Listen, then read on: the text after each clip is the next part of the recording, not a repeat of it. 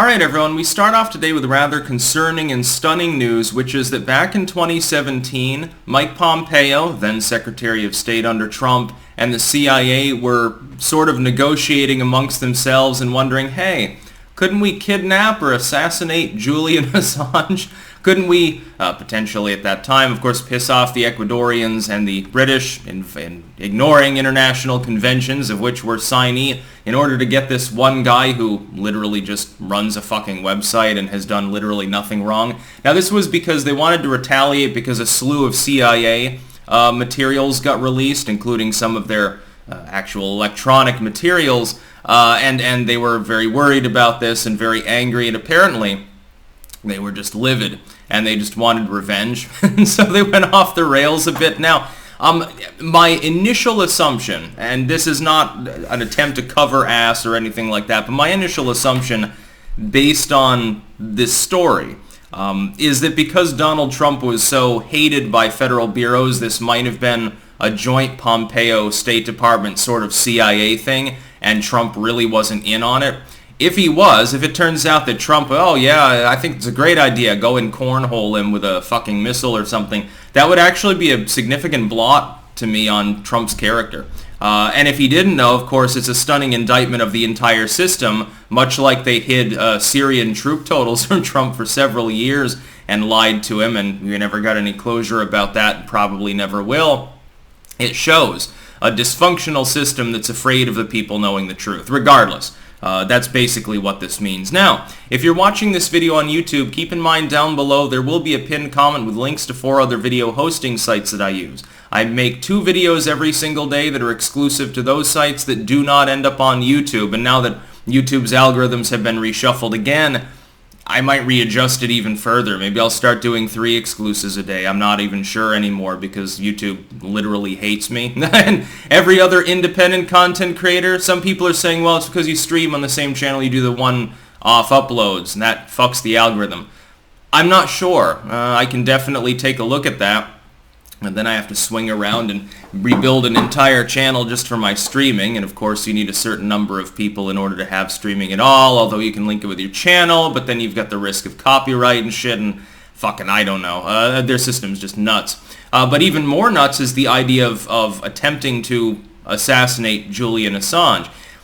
It's so funny to me that all of these Western bigwigs are so afraid of this one person. It's not like Wikileaks is a one-man show. And they already were fucking around with WikiLeaks offices as well. They've been trying to breathe down their throats for years for simply publishing information that other people have brought to them. And this is another reason why the internet is being more and more censored and more compartmentalized, and why more and more web giants and tech giants like Apple want to actively look through the shit that you have because of the want to control information flow. And not just for political reasons. No. Not just for topical things like, hey, we want this candidate to win. That's definitely part of it. There's fortification that goes on and direct censorship of certain causes, much like the government has been using the IRS to target progressive and conservative groups now for years, and Biden is trying to revive that Obama-era strategy under Lois Lerner. But in the more general sense, information is power, and therefore information is dangerous. That's really what they're afraid of. The idea that Julian Assange is a Russian asset, he's working for the Chi-Coms, that's not true. What he's doing is he's sitting back and letting people divulge potentially classified material.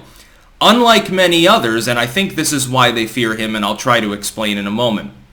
Unlike many others, he occasionally even coordinated with the State Department to say, hey, I've got this trove of shit, it's got names in it, don't worry, I'm redacting it, but just a heads up that this could cause reprisal from Middle Eastern groups. You remember that actually happened. He was in communication with Hillary's State Department years and years ago with regards to that massive document dump that got this all started, as far as them wanting to headhunt after him. And of course, it's been subsequent administrations.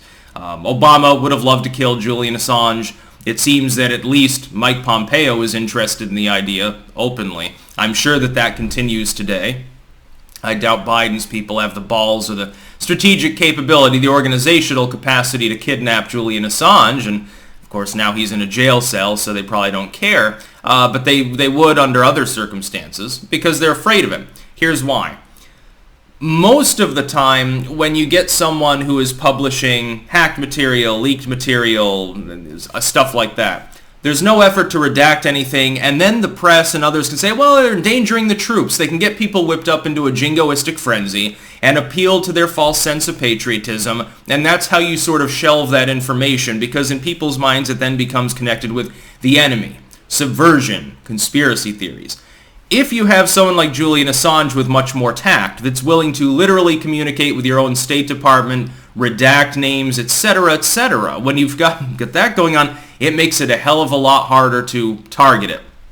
It also makes it harder when Julian Assange is basically even Stevens on who he leaks material on. By the way, you don't hear much about the Panama Papers anymore these days now, do you? Google that, or rather look it up on a browser that'll actually show you something relevant like Yandex, and you'll see what I mean. The material that's leaked often it has to do with the globalist cabal. Well, they're not all Americans. They're certainly not all in it for U.S. interests.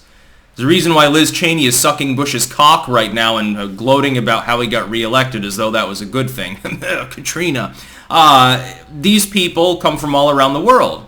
Russian oligarchs, Panamanian cartel leaders, Colombian drug lords, sheiks in the Middle East and in Arabia, clerics in South Asia, Chinese investors, U.S. investors, Hollywood stars. All of these people basically are part of one single core. They've figured out that if you can try to create a one world system, but not in the sense of actually keeping people safe and shit, but having total control over it and making people think you're being benevolent so that you can browbeat anyone who dissents and slowly strip them away of their rights, you can make more money. You can have more power and more stability.